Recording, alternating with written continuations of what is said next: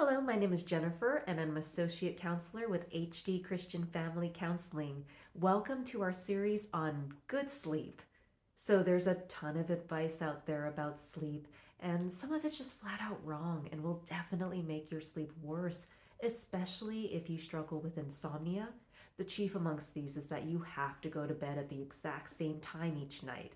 Now, what this does is if you go to bed before you're sleepy, if you're gonna feel frustrated and anxious about not being able to fall asleep and how badly you need to sleep and how important the next day is, and all the other bad advice out there about how you need X number of hours of sleep to avoid brain damage or what have you, every individual is different.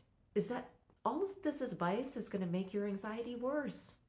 And it's harder to fall asleep and train your brain that bedtime is a time for worry and anxiety and for feeling upset. So, according to sleep experts like Mark Reed, one of the essential conditions to sleeping well is what he calls sleep drive.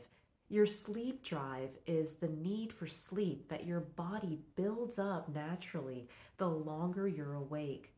So, when you sleep in late or take long naps, for example, during the day, that essentially drains your sleep drive and makes it much harder to fall asleep the next night.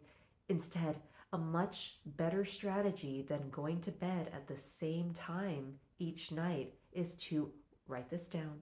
Wake up each morning at the same time. And yes, this is because you've got sleep drive built up and you're going to be able to fall asleep relatively quickly. So, by waking up at the same time each day, this is the first essential routine to sleeping better.